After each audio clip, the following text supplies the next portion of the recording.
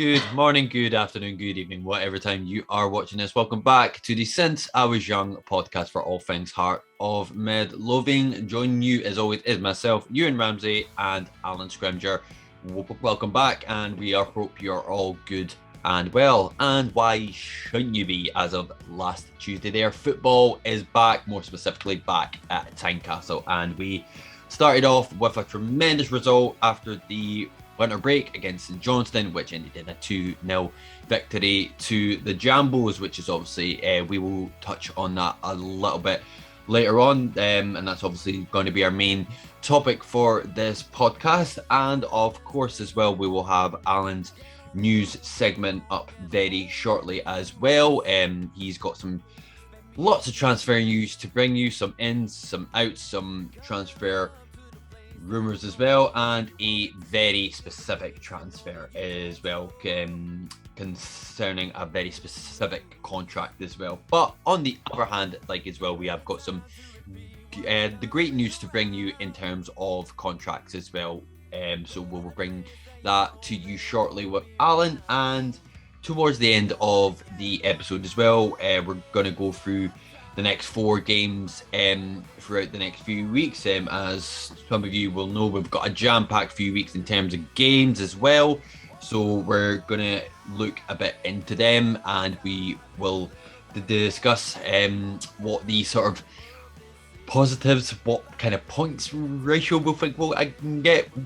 We don't know, but of course we will love to hear all your responses on that. So we will bring that to you a little later on. So before we get into it, of course, guys, if you are not subscribed to the Since I Was Young podcast for all things Hearts, please think about subscribing and smash that like button as well, because it always helps us out, tries to get the episode out there far and wide. So as always, thank you very much for doing that throughout the previous episodes. And of course, if you want to get in contact with us through our socials as well, you can. We're at Instagram, Facebook, and Twitter, all at SIWI Pod. Alternatively as well, if you want to get in contact with us through our email as well, you can, since I was young 1874 at gmail.com. And lastly, if you want to get in contact with either myself or Alan, you can do. Our links to our Twitter pages as well will be in the description. So Alan, as I just mentioned there, a lot's been happening in the transfer window for the last few weeks. Obviously we've had a few outgoings as well, a few that we mentioned just last week there as well. But do you want to bring us up to speed, and how are we doing on the transfer front? Yeah, absolutely. So, I mean, as is the way with us, it tends to be when we record, things tend to happen the day after. Yeah. So pretty much. The last episode we recorded, I think it was 48 hours later when Kingsley, well, I can't remember the order. I think it was Halkett first, then Kingsley. Gordon first, then Kingsley. No, Gordon, Halkett, Kingsley, Smith. That was it. Yeah. Got it now. Yeah. Got it. Yeah, got it now. But yeah, they all basically signed new contracts within a few days of each other, which is great. Obviously. Fantastic news, yeah. We said it many times recently that the most important thing in this transfer window is getting players tied down to contracts, because the last thing we want to have to deal with is a complete, defensive reshuffle in the summer, rebuild rather, in the summer. So that obviously secured those players, massive players for us this season. As a collective defence, they've been brilliant.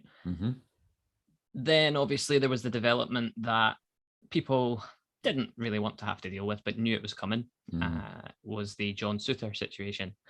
He has obviously agreed to sign a pre-contract with Rangers. And whether you agree with it or you disagree with it, it's done. He's got his reasons. I don't know if you heard, but Levine was on the radio basically saying the reason he's going to Rangers is because he's got a relative who's unwell, so he doesn't want to leave Scotland just now. Yeah, that's fair enough. Yeah.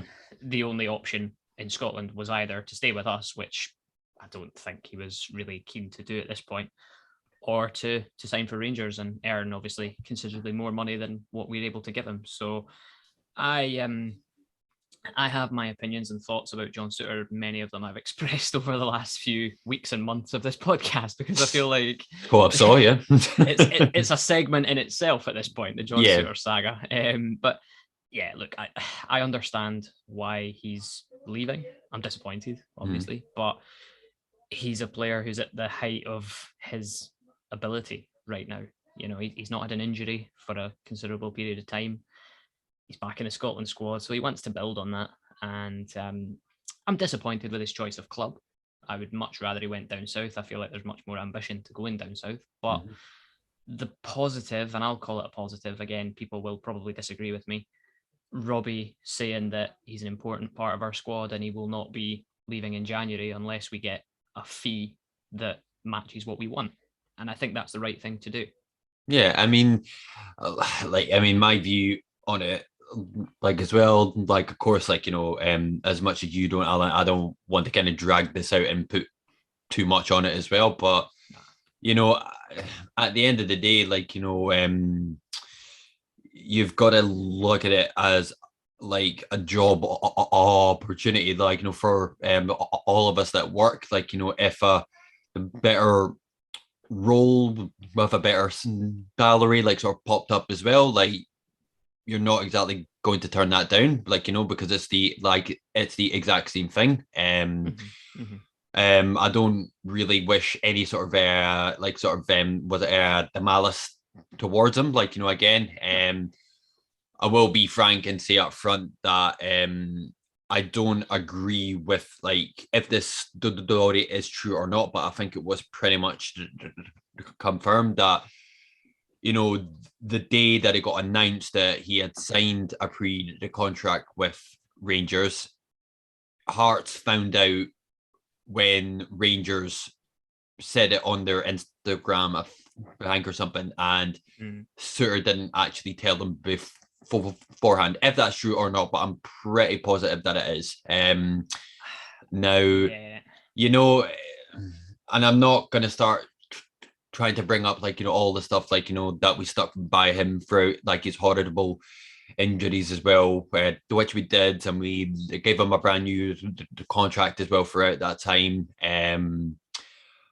Yeah, I mean, I didn't agree. I mean, we will talk about it like in a bit as well, but like I didn't think it was maybe necessary for when Souttar started. Anytime that he got the actual ball, it was just a horrendous, just chant of just booze everywhere. At the end of the day, and again, like I agreed with what Robbie said in the same the indictment that you were talking about as well. It's all about the squad. It's not about one player. It's about the entire football club. And I think if he's going to be with us until the end of this season, use him. Like, you know what I mean? Because if it's going to help us in the long run to secure third place, which is what we all want, utilize him. Like, Yeah, I think that makes sense. I think as well, like on the booing thing, like I totally understand why people wanted to and why people felt they had to. Or, I get why people were frustrated, and I'm frustrated he picked Rangers as well. I didn't want him to go there purely because I think he's better than that. But it's one of those that I think it puts us in a difficult position because he got booed against St Johnstone. He actually played very well against St Johnstone, to be fair. He did all right, actually. But I don't want him to get booed every single game. No. Between now and when he leaves, and I fear that might happen. And if it does, it's a toxic atmosphere, which we don't need, especially in these big games we've got coming up. Like we didn't even mention it, but obviously we're recording on the day of the Auchinleck Cup win. He didn't play in that. He was apparently injured, was the line why he missed the game. I don't believe it's an injury. I mean, it may well be an injury. But I think there's an element of, and I've said this on Twitter, people have read my comments and we've had lots of conversations about it. I think Hearts are trying their best to stay in the best possible position when it comes to Souttar. They're basically saying, we're going to keep him, we're going to continue to play him. And if you want him, you have to pay big money. Yeah. And I think that's the way to do it. Yeah. He wasn't played in the cup today, so he's not cup tied. So, he could still go to Rangers before the end of January and play for them in the Scottish Cup. True. So it's an interesting one. But as I say, as a sort of sum up before I move on to the next point, I personally feel that John Souttar will be away in January. I don't think that he'll stay beyond January. I hope that he does, because I actually like him as a defender. But I feel like, as I said, the whole thing with the negativity of the booing and the stands and all that. And again, I'm not judging those people. They can do whatever they like. Not at all. No. You don't want that atmosphere to be every week, because the other players won't enjoy that either. No.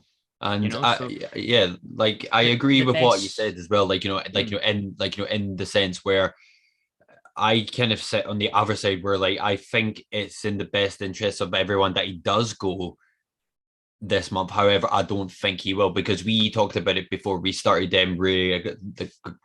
recording as well. Like, why Rangers have got the best deal out of this, like, in the sense that if they offer a very low fee for Souttar, and if it doesn't get accepted, they can then think, right, okay, well, we've only got to wait 5 the months, to actually sort of get him for free. So and I mean, just quickly before we came on, that there was breaking news that Robbie Nielsen's confirmed that one bid's been rejected for him. So Rangers have tried to get him, and I think they'll try again. But it's up to Hearts to say, right, well, it's got to be on our terms. That's why we have to be the ones that make the rules on this, which I hope is what happens, and I believe that it will. But anyway, it's, as I say, John Souttar's long-term future at least lies in Glasgow, and that's the end of that part of the saga. And that's that rant over with, Alan. Absolutely, yes. sir. Yes. So just to kind of bring us back on point as well, a few more outs in terms of the squad as well. Obviously, we talked about it just last week as well, where Jamie Walker was linked with a move away to Bradford City, and a few days on, as you rightly said, in terms of how just news just tends to just get spat out after we've recorded one. It was confirmed that he will be on loan to Bradford City for the rest of the season. Again, we don't really need to go too much into it, but apparently on his debut, he played for 80 minutes or so, got a standing ovation as well, which I think is great. Yeah, again, we said it in the previous episode that I think Jamie Walker is better than that level, but I don't criticize him for going there. It's obviously his contract runs out in the summer, so he's played his last game for Hearts because he's not going to get a new contract now. No. And yeah, look, I mean, I won't have a bad word to say about Jamie Walker. I wasn't his biggest fan as a player, but he's a Hearts boy, came through the system, got to play, for his boyhood club, 52 goals or whatever it was, 54, I think it was in the end. Not many can say they've done that. So, he goes with best wishes, and I hope he goes down to Bradford and continues to smash it, because there's a player there. There is a player there. Definitely, man. Where we want to be, he's just not part of that. Yeah, absolutely. I understood. But unfortunately as well, it was a bit of a sad time for yourself as well, where just a couple of days ago, a certain striker as well has also packed his bags and left Tynecastle. Do you want to talk about this, mate, or because I don't want you to burst into tears on that, mate? We're talking about the sweet prince Armand Nandouillet, are we? The sweet prince indeed, mate. Oh yeah, I mean, this is a player that I really wanted it to work. I really, really did. You and me both, man. He was good in the championship. He contributed to helping us get over the line in the championship. A league winner. So that can't be taken away from him. But yeah, I think when the system changed to what we're playing now, the 3-4-3 system, it just didn't. We couldn't fit him into it. No.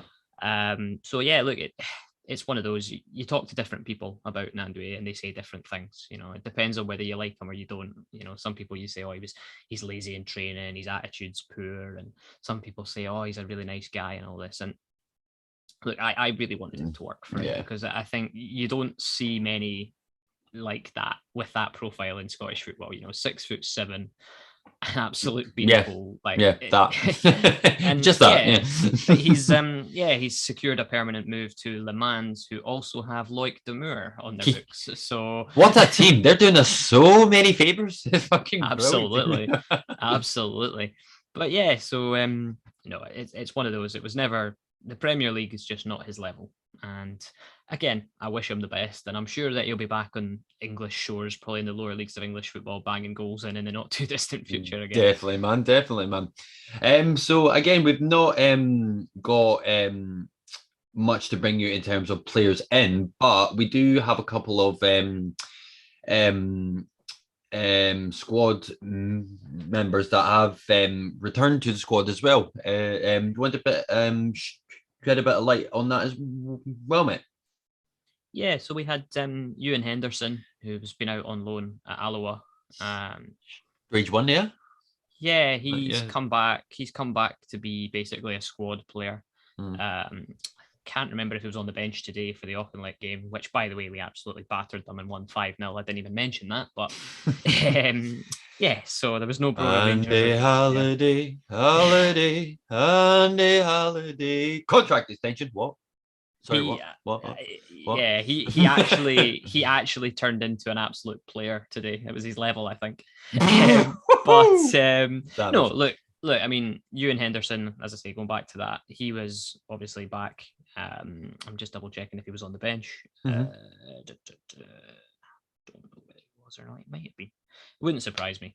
Anyway, he's essentially been brought back to be a squad player for the next couple of weeks, probably just to help us with numbers. And it takes the pressure off having to bring a new striker in. I still feel that we will bring a new striker in. But absolutely. I think we absolutely have to have him, though, yeah. Yeah. Oh yeah. I think he will. Ewan Henderson seems to be here just to be a bench option, and then because now we're allowed to bring 5 subs on in a game because of the COVID rules and everything, they've increased the number of subs, which is good. But yeah, like it sounds as if he's back just to cover, and then he'll probably go back out on loan again, probably back to Alloa once we sign another player. But yeah, he's done well at Alloa so far this season. He's been scoring goals, so it's obviously doing his confidence good. I thought he would have maybe got a run out against Auchinleck today, but wasn't to be. And another one in a similar situation who's actually since gone back out on loan again is Harry Stone, the goalkeeper. He was on loan at Partick Thistle for the first half of the season, played well to begin with, then made one mistake in a game and got replaced by the goalkeeper that they've used since then. He's back. Well, he came back to Hearts and then has been loaned back to Albion Rovers, where he was before. That was his first loan spell, and he did incredibly well for them. So they're very happy to have him. Sounds like he'll be their number one playing every week, which is good because he didn't get it at Partick, but it is what it is. I've still got really, really high hopes for Harry Stone. 100%, yeah. He needs games. He needs to be playing. And if he's going to go there and play, then that's a positive.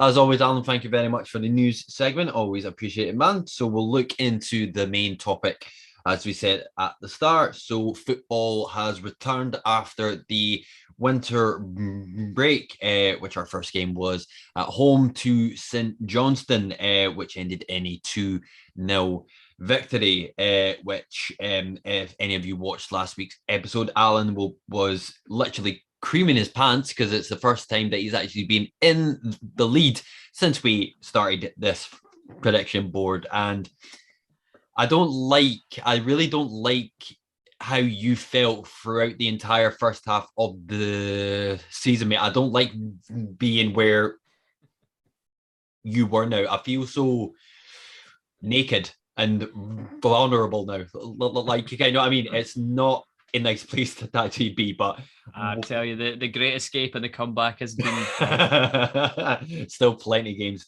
to go, mate. Still plenty of games to go. So yeah, we'll fire it into the game itself. Obviously, before the match, of course, again, what we talked about at the start. Obviously, there was a lot of yes and no's as to whether John Stewart would actually start in the actual game as well, and he did, which was I wouldn't say it was surprising, but at the same time, like it was something that you would kind of expect as well to actually happen. So I'll just go through the team lineup just to give everybody a bit of context. So obviously we had Craig Gordon in goal, and we had Cochrane, Kingsley, Suter, and Smith as our back line. We had Devlin and Harring in the centre, and up front we had Barry Mackay, Gino up the middle as well, and Gary Mackay Stevens on the far left. So, I mean, again, like it was a pretty I wouldn't say standard, but it was a pretty normal setup as you would expect as well. We did talk about this like as well before the game started, like as well. Like, were you surprised to see Janelli kind of like sort of up front and the center as opposed to the boys starting? Yeah, I thought obviously with the break, Boyce had obviously been nursing an injury. Yeah. But there were noises that he was going to be okay for St Johnstone, so Yeah. I was kind of expecting him to start, but obviously he wasn't quite okay. So wasn't fit to start. I can't remember if he was on the bench. He might have been. I think it was. Yeah.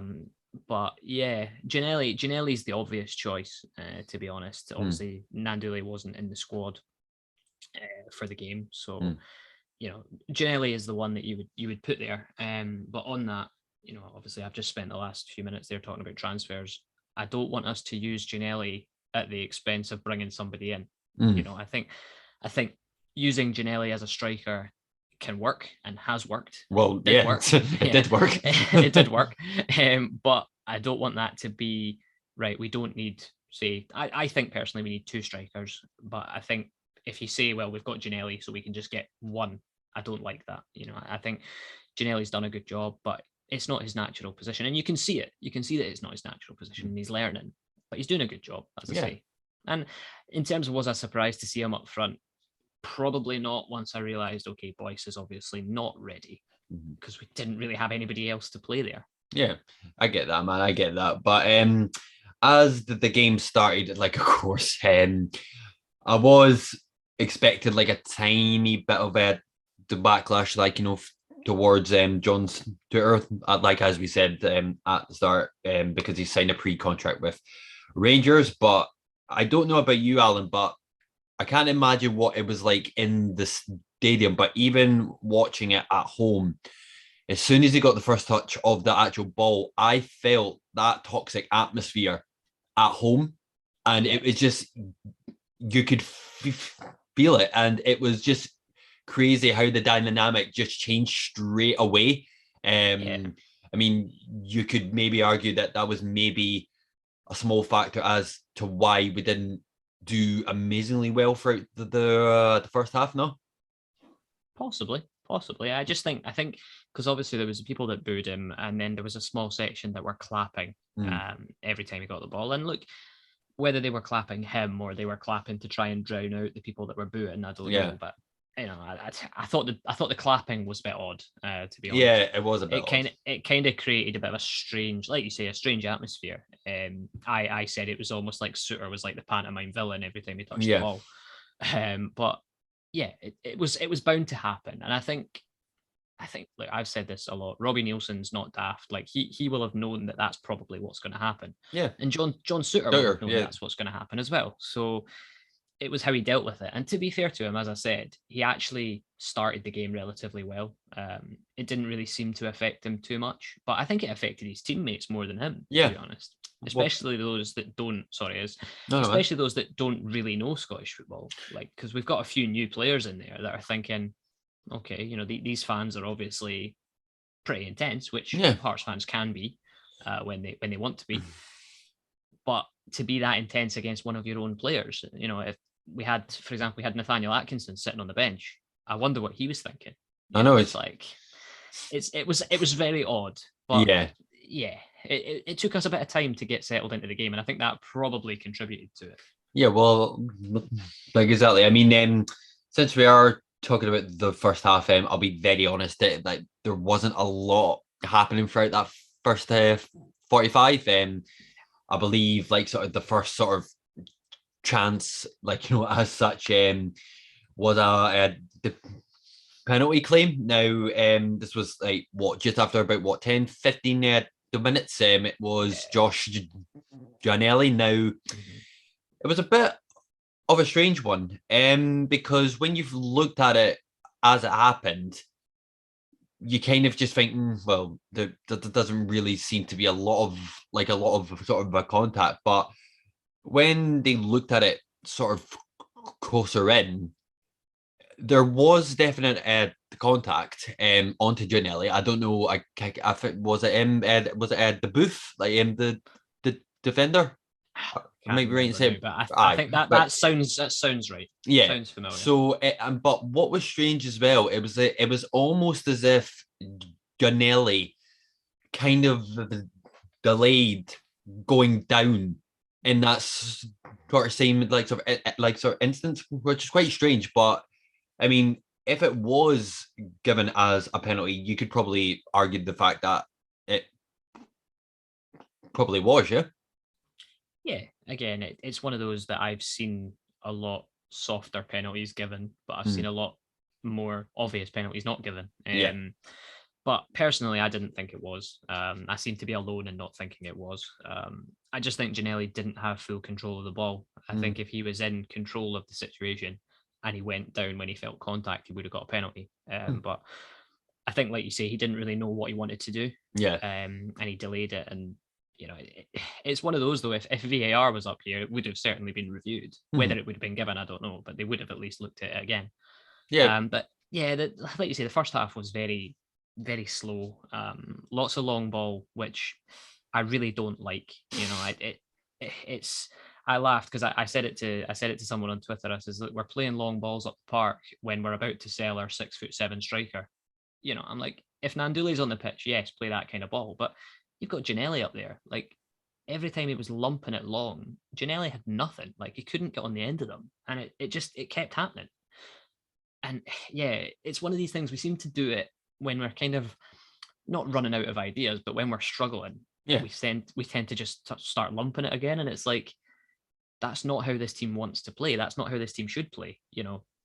I know we're not going to go into massive detail on it, but the Auchinleck game today, all 5 goals were incredibly well worked. Well, aside from the penalty, obviously, but that's the team that you want to watch. It's the passing, it's the moving, it's quick. The first half against St Johnstone was really not great. It was just so scrappy as well. Yeah, it was just a massive disconnect. And I mean, Gary Mackay, Stephen, don't even. So you finally kind of see where I'm coming from. And was it in the sense where, like, I genuinely feel he doesn't want to get on to the ball unless he actually has to. I think, see, if he's in and around the box, he's happy with that. But see, like anywhere else on the park, it just seems like he just sort of floats around. And I'm like, it's so frustrating to watch because he is an intelligent player. Like, he's got experience. He's an intelligent player, but it's so frustrating. And you're just like, right, can you just do something? Maybe just like do something. And he had one shot, which I think got deflected to Gianelli during the game, I think it was. And Gianelli sort of tripped over it and missed it. But yeah, he's such a frustrating football player, as Gary Mackay, Stephen. But on the plus side, I'm glad that he's not a regular starter, and I'm happy that he's a squad player. You and me both, yeah. Yeah, because I can tolerate him as a squad player in the same way I can tolerate Andy Halliday as a squad player. They're not starting 11 players, but they don't have to be. And that, I think, that's the part of me where I'm sort of like, I'm tolerating it. Thank God we've got Barry Mackay and Gianelli. Let's just say that. Obviously, we'll talk about that man as well, because he played an absolute blinder at that game.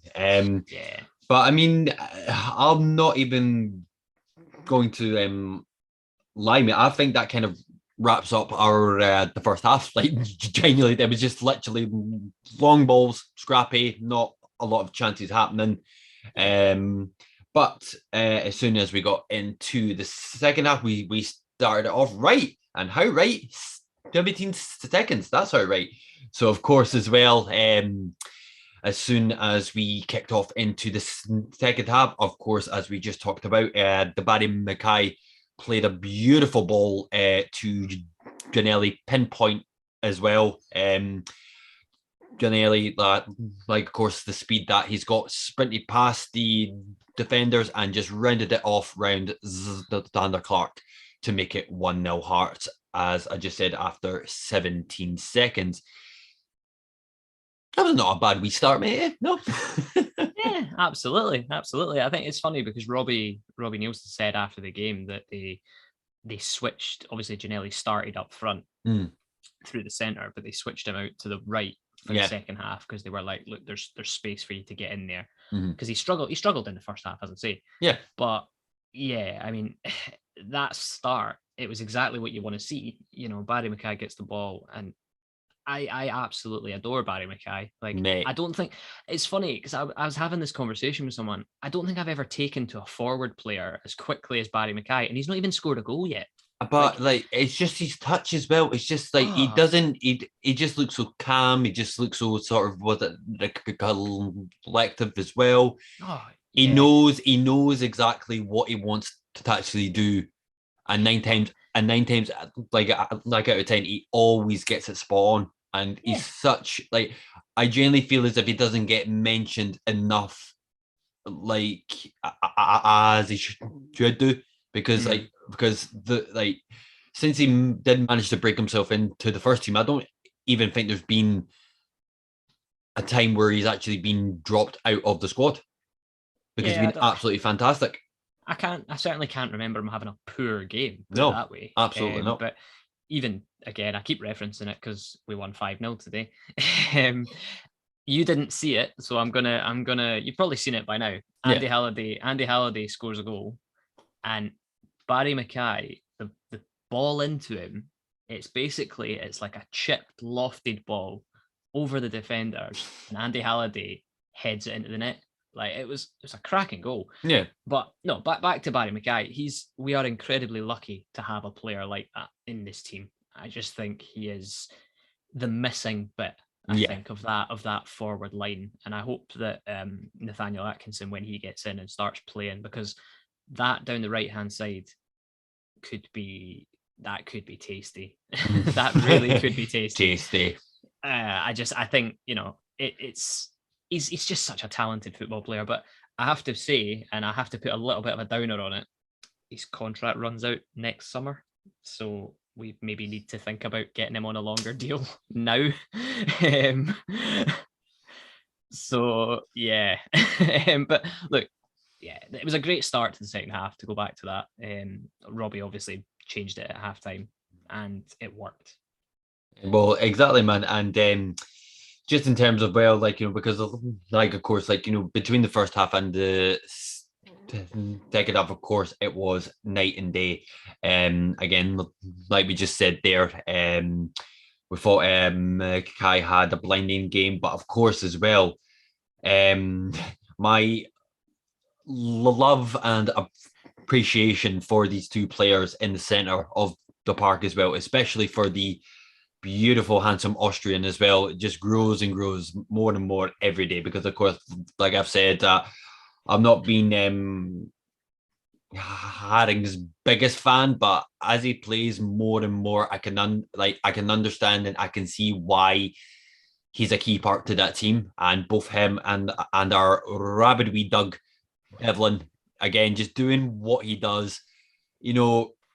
With Devlin as well, it's not just the fact that he's doing well, like sort of every single week since he came in. What's impressed me most about him is his consistency, because he's doing it every single week, and we're incredibly lucky to have a very talented sort of potential midfield as well, because of course as well we've still got the Benny to actually to come back as well, so we're incredibly fortunate. I think, I don't know if you listened to it, but the Scarves Around the Funnel, they had Robbie Nielsen on to do like a mid-season report card almost on the season so far, and he was talking a lot about like player recruitment and stuff, and he was saying, Cammy Devlin's come in and been fantastic, Benny's come in and been fantastic, and he actually said we're already drawing up plans for what we do if and when we lose them, because he said there was interest in Benny in January before he got injured, and there's been clubs sniffing around Cammy Devlin as well, which obviously we don't like to admit that. No, but because I want them to stay for as long as possible, but it's Absolutely. inevitable. Yeah. It's inevitable when they're playing as well as they are. It's inevitable. So to hear that the club are already looking for the next Cammy Devlin or the next Benny Beningame is fantastic. It shows there's a real plan there. But yeah, look, Peter Harring for me has to get a new contract. He absolutely has to get a new contract. I cannot imagine Hearts without Peter Harring, and I absolutely, genuinely, I adore that man. I really, really do. And I think, like you say, there's a lot of people that thought the same as you, and about his mobility and things. And yeah, look, it's natural for a guy that's been out for over a year with an injury to take a bit of time to get back to doing what he does. And yeah, I said it a few weeks ago where I wouldn't expect Peter Harring to pick the ball up and play a 30-yard diagonal pass. He's doing that every day now. Yeah. And it's ridiculous. Like when Benny got injured, it was almost like, oh my God, that's it. Our good run's done and our season is, we're going to slide down the table because Benny's been our best player. Peter Harring just came in and went, it's fine, don't worry about it. We've not missed. I think that's the biggest compliment that you can pay Peter Harring is that we've not missed Benny at all. Absolutely. Yeah, absolutely. But yeah, the pair of them in the midfield, Harring and Devlin, we're just blessed. Again, we're blessed to have a very, very good group of players. And it's such a nice thing to think about, because I don't remember the last time I saw a Hearts team where I went, every single player we have is good enough to play every week. Do you know what I mean? Exactly, man, exactly. It's very positive, and I'm not used to being this positive as a Hearts fan. No, it's quite unsettling, sir. But anyhow, it's all good from that front. As we went through the second half as well, of course, we went 1-0 up at this point. Again, in terms of the chances, there wasn't really a lot in terms for this second half. When we did get the first goal, the more sort of big sort of event that happened was another penalty claim, which again, like if we did get it, you probably would have said that, okay, fair enough. So it was more specifically John's tutor where he didn't, again, there's always this sort of argument as well, whether or not he did have the ball under control, but he was taken out from the behind. So again, like you could argue the fact that we could have possibly had to the penalties throughout that game, man. Yeah. Yeah, I think the Suter one was more of a penalty than the Ginelli one. I seem to remember there being a third penalty claim, but I can't remember the incident off the top of my head. But the John Suter one, I think, is more of a penalty claim than the first one. But I will say I'd be actually interested to see what would have happened if it got given, because Boyce wasn't on the pitch, and John Suter's been known to take a penalty for us before. So how can as well? Yeah, so I wonder if John Suter would have stepped up and taken it, because obviously Boyce is the regular one. There was actually, do you know what? There was a part of me that actually really wanted John Suter to get a goal in that game, and I don't mean to stick two fingers up to fans that are booing him, because look, you boo him, you want to boo him, it's fine. I would have just been very intrigued to see what the atmosphere would have been like if John Suter had scored a goal. It would have been my first sort of experience of the home team booing your own penalty, like you're trying to put them off. Like, imagine that would have been just weird. Like, you know what I mean? It was weird enough. I wasn't even there. Like you, I was watching it. I was watching it on the TV, and like you, it was weird enough. But yeah, again, I think the reason it wasn't given, I think, is because again, Suter wasn't in full control of what he was doing. But yeah, I don't think the referee had a great game. But again, I could say that every single week when we talk about every game. But yeah, it was probably the right call. But again, I say it about every penalty. I've seen softer ones given and harder ones let off. So exactly. So thankfully, it didn't make a huge difference. Absolutely not, because shortly after, Barry Mackay again. I don't know about you, Alan, but I've watched that clip where he made that terrific run on the far left-hand side. I don't even know how to describe it. Just TV comedy gold. Just watching the two St. Johnstone players just collide against each other. Like, it was absolutely like I literally only just caught the goal just in time because I was too busy pissing myself absolutely laughing away. It was great. It was a brilliant goal. Well, I say a brilliant goal. It was a brilliant run. Yeah. But yeah, he's just, again, like I said, that this we should just title this episode the Barry Mackay Appreciation Society, because he gets the ball, he picks the ball up from a slack pass from St. Johnstone. I think it was Chifchi that gave the ball away. Yeah. And then Barry Mackay takes it and just runs, and then Chifchi's trying to get back to help. And Chifchi's the reason that the two St. Johnstone players fall over each other. But yeah, it was a great ball, great run. Barry Mackay with the ball at his feet gliding forward is yeah, it's just wonderful to watch. Love it, absolutely love it. But I have to say, I'll give massive credit to Ginelli as well, because the ball comes across and it's a first time finish. Yeah, like top bins as well. Like he's not slotted it in the bottom corner like he did with the first one. No, that's a composed finish, and it was great. It was great to see. A really, really good goal. On St. Johnstone though, just briefly, because I don't feel like we've really touched on them much. They had a couple of chances, but I think I would be worried if I was a St. Johnstone supporter. And they're going down, mate. I'm really sorry to say they're going down.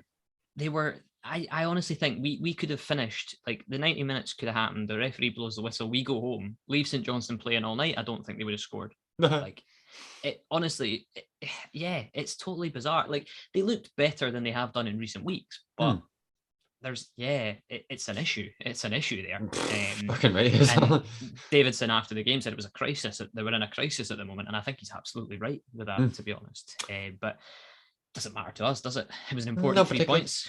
Not particularly, sir, because on that note, like as well, again, it wasn't the most eventful game in terms of chances and events happening. As we've said, like plenty of times, like already, I think the two main sort of talking points was how good Barry Mackay was and the toxic atmosphere of John's Twitter. So I think that kind of maybe clouded the game like a tiny bit, but at the end of the game, Alan, as you said, the most important thing was to gain all 3 points, which we have done. And in that same vein as well, for once, all the results went our way for the teams that are sitting there behind us as well, which puts us now 8 points clear in third place, which is what we like to see. Just obviously before we get on to the fourth coming games, Alan. Obviously we're still in January just now. I just kind of wanted to ask, at what point during this season and how many points would you like to see us ahead for you to feel that we have probably secured third place for definite? I don't know if you can put a number on it, to be honest. I think the biggest thing for me, and you know, I'll say it briefly. Obviously, the next upcoming games, obviously Celtic at Tynecastle and then Motherwell. The game after that, we're actually contributing to the matchday program for the Celtic Motherwell. It's a double feature, so we're back in that, which is great. I wrote a piece about the transfer business, and I spoke a little bit about the third place situation. I think the biggest thing for me is that we don't need to panic. You know, we're leading that race, and we deserve to be leading that race. 100%. Hibs have obviously got a new manager, signed a whole lot of new players, but they've just lost Martin Boyle, who was a big player for them. Aberdeen have brought in some new players. Motherwell, they're doing some business. Obviously, they've lost Tony Watt. So it's really interesting. But to go back to what your question was, I don't think I can put a number on it until it's mathematically done. I get you, man. I'm not going to be digging the passport out my drawers now to book a European trip for next year. But it's just nice to see us leading the chase, and that's what I want. And it's funny because you hear like Cammy Devlin, he came out before the St Johnstone game and did the press interview and basically said, we're in third and that's great, but we want to push as high as we can. We want to try and get up to second. We want to try and hit that. It's going to be incredibly difficult because I think Celtic and Rangers will probably start pulling away from everybody else. But it's just nice to see us setting that sort of ambition and saying, why not? In the Scottish Cup as well, like Cammy Devlin's talking about that and saying we want to win a cup. They spoke to Nathaniel Atkinson after the Auchinleck game today, after he put in a brilliant performance. It was his debut today. And they spoke to him after the game, and he basically said a club the size of Hearts should be winning trophies and finishing as high up the table as they can. So it's nice to have that attitude, and I think that in itself is, I'm not going to say that's enough to get us into third place, but we're in it right now, and that is where we want to be towards the end of the season. It'll depend on the way the fixtures fall. I think before we go into the next part, I think I'll lead us into it by suggesting these next 4 games will tell us a lot about where we are and what we could potentially do. Yeah, absolutely. Because like, as you said, the next 4 games are not just sort of any old 4 games. So obviously just to put a bit of context on it. So our next game at Tynecastle will be against Celtic on the 26th of January. After that, we are away to Motherwell on the 29th of January. Then not long after, we are away to Hibs in the second Edinburgh derby of the season. Then finally, we are going to be playing Rangers as well. So, fun times ahead, Alan.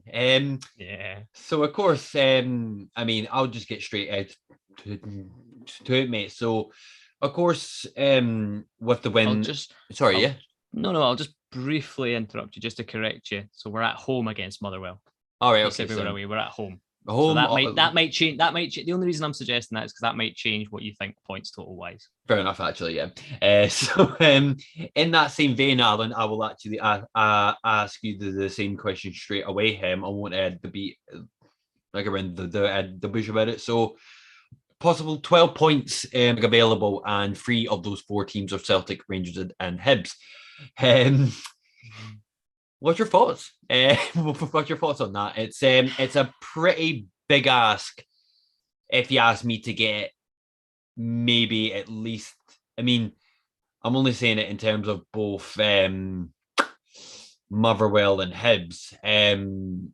It's even then, it's probably a big ask to say that we'll get 6 points like out of that. But of course, out of a possible 12 to actually get, what's your thoughts like on that, man? I think it'll be depending on how we do at home. I think Celtic are going to be missing some players because they've had calls up since their team seems to be made up of the entire Japanese national team at this point.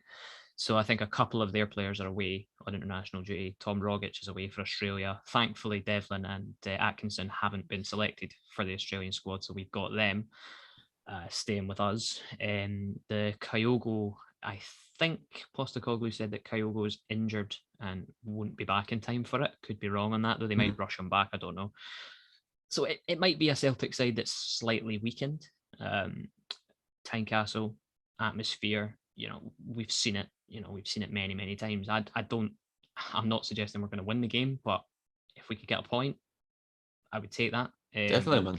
Because Celtic, let's be clear, Celtic have improved as the season's gone on. Yeah, I don't think that can be ignored. So I'd take a point in that game. Motherwell at home, 3 points. Yeah, 3 points. We have to target 3 points. Hibs away. The win, man. I'd love to say it. Got to think of a win there. You've got to think of a win. I hope so. I think as well, Sean Maloney is just in the door, still trying to get his team playing the way he wants them to play. Exactly. Brought in a few new players, but Martin Boyle's a massive loss. I don't think Hibs fans actually have fully processed that yet. How huge a player that he actually was, yeah. Yeah, I said it at the first derby of the season that we went to. So Martin Boyle's the only one in that team that scares me.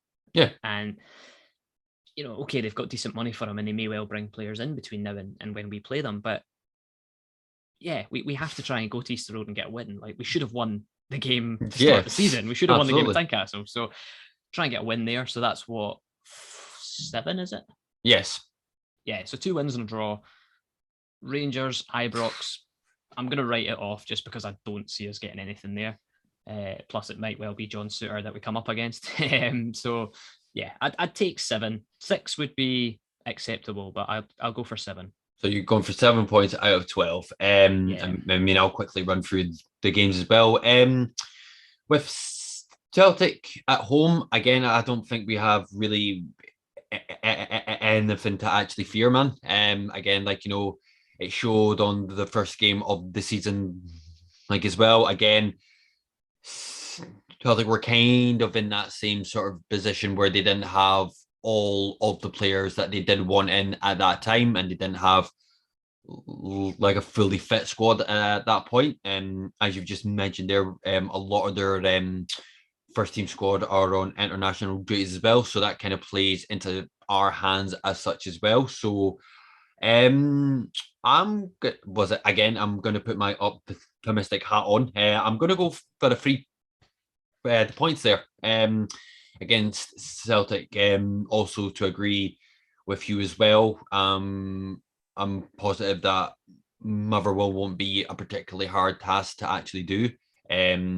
Obviously, considering as well, the last time we met, Motherwell was away and we got beat. So I'm pretty sure Robbie and the squad as well will want to right that the wrong as well. Hibs, again, I'm like you and me have said it plenty of times as well. No matter how good or bad you've been playing up until that point, all form just goes straight out the window when it comes to derbies. But in that same vein as well, we're more than capable of getting a win there. And as you mentioned as well, with the Boyle now left Hibs, and with Sean Maloney still trying to assemble and find out what his best starting squad is. I think that kind of plays into our hands, and I think it's something that we could take advantage of as well. So I'm going to say 3 points on that. And I'm also going to agree with yourself as well with Rangers. Again, I thought it was a brilliant result that we got last time out at Ibrox as well. If we did manage to pull something like that off again, I'd be absolutely delighted. But again, thinking realistically, probably you're most likely going to have to write that off. So out of a possible 12, I'm going to go for a very optimistic 9 points.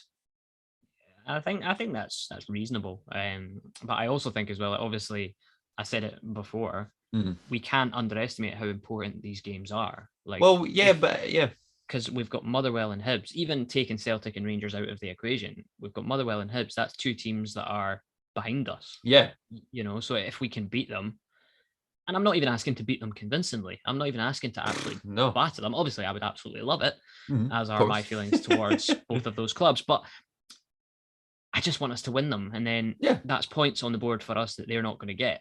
Hibs have got quite a favourable run, but February looks quite difficult for them. Right. I think they play Celtic and Rangers in February as well. So I'm quietly confident of a third place finish. I'm quietly confident. But again, as I say, I'm not going to dig the passport out the drawers and start planning for European trips until it's mathematically done. True, but man, true. But well, before we end the podcast, so I'm just going to ask you to just quickly run through the 4 games that we've just mentioned and what your predictions of a scoreline will be for Celtic, Motherwell, Hibs, and Rangers.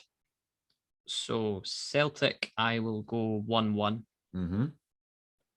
Motherwell, I will go 2-1 Hearts. Mm-hmm. Then I will go for Hibs. What am I going to say for Hibs? I'm going to go for a 2-1 win in that. And then Rangers, I will go for I don't know, maybe a 2-0 Rangers. Not bad. Something like that. Not bad. That sounds pretty accurate. Celtic, for myself, I'm going to go with the same result as it was at the start of the season. I'm going to go for a 2-1 win to Hearts. Motherwell, I'm going to go for a 2-0 win for Hearts. Hibs, I'm going to go for a very scrappy 1-0 win for Hearts. And I'm going to say the same for the Rangers game. I'm going to say that they will win 1-0 at Ibrox. So obviously we will update our predictions boards because, Alan, again, there's a massive 12 points at stake for us as well. Fucking more important matters, sir. 12 points at stake here, man. And I've just got myself in the lead. I feel like with those 4 predictions, I'm going to be back behind you again. Like, I feel like this is it's bound to happen. Enjoy it while it lasts, man. Enjoy it while it lasts. But of course, as well, guys, we will, like, of course, to put it up onto the socials, like, as well. We would like to hear what your the predictions will be for the next 4 games that we have, and we would also like to hear from you how many points you think will be accumulated from the squad throughout these 4 games as well. So we will put a post up about that in due course. And if there's nothing else to talk about, Alan, are you all good yet, or is there anything you would like to add? No, I was just going to say if you're going to the Celtic game on Wednesday night, look out for the matchday programme to feature the Talk of the Pods, I think it's called, or View from the Pods. View from the Pod. Yeah, that was a rookie mistake there, getting the name wrong. It was obviously there's been lots of the Hearts fans podcasts have been contributing to the matchday programme, and they've done the loop. Now we're back in the hot seat. I did a feature about our January business so far. So it was as up to date and as relevant as I could make it. But no doubt, as with our timing, the Celtic game will come and we'll have signed a striker, and but it will happen. Enjoy it, give it a read, let me know what you think. Give me abuse on Twitter if you don't agree with what I think. But yeah. Absolutely, Alan. So as always, guys, thank you very much for watching the first decent episode of the Since I Was Young podcast for all things Heart of Midlothian. And if you are not subscribed yet, please think about subscribing and smash that like button as well. If you want to get in contact with us on our socials as well, please do. We're on Instagram, Facebook, and Twitter, all at SIWYpod. Alternatively as well, if you want to get in contact with us for our email as well, you can, since I was young 1874 at gmail.com. And alternatively as well, if you want to give Alan abuse after you've read a View from the Pods, please do. His link to his Twitter will be in the description, as well as my own one as well.